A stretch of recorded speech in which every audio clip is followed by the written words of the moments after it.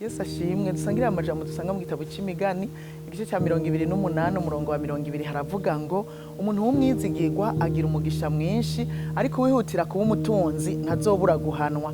Dusangire ijambo rivuga ngo ubwizigirwa.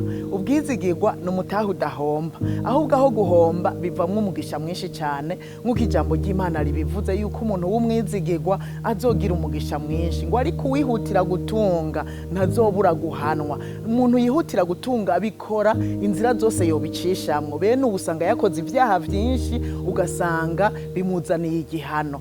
Kuba umwizigirwa uyu munsi birakenewe cyane, mbere hari igihe umuntu arondera umwizigirwa akamubura. Uravye mu bice by'ubuzima bitandukanye ukarondera umwizigirwa ukamubura, bisigura ngo ubwizigirwa butera buhera mu bantu. Ariko nagira ndakubwire ngo ni waba umwizigirwa uzobigiramwo umugisha mwinshi cyane. Abizigirwa rero nagira ndakubwire ngo barahamwa, baragira ibibazo bitandukanye aho baherereye hariho hose, kubera batarabizigirwa babona umengo bariko barabagwanya bagaca babahama. Rero reka ndaguha akarorero k'abantu babaye abizigirwa bahamwe ariko kandi bagize umugisha.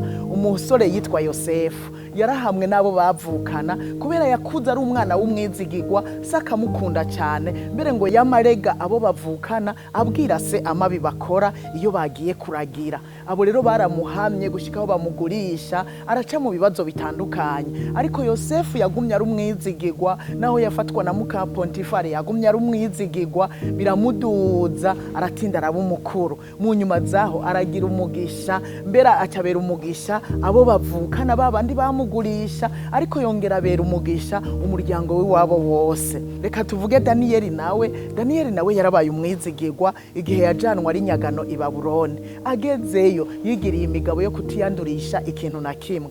Daniyeli abaho ari umusore w'umwizigirwa mu byo yakora vyose, gushikaho bamugira umukuru. Abaye umukuru abandi bakanyuruza itunga ry'igihugu, ariko wewe ntavyo yigera akora. Bamugirira ishari, bamugirira inzigo. Daniyeli aguma ari umwizigirwa, barondera n'igitiriganye kuri we barakibura, gushikaho bavuga ngo reka tumutegere ku mana yiwe.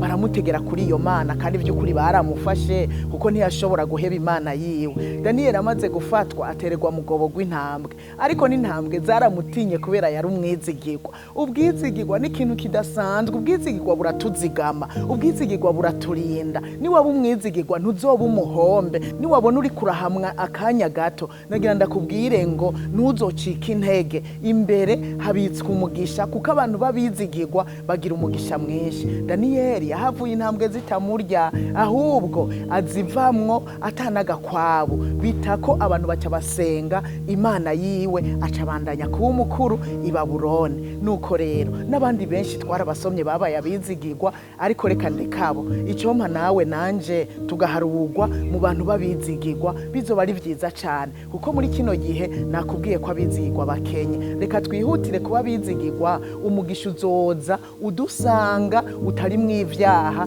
hanyuma dutunge twongere dutunganirwe. Imana ibahezagire.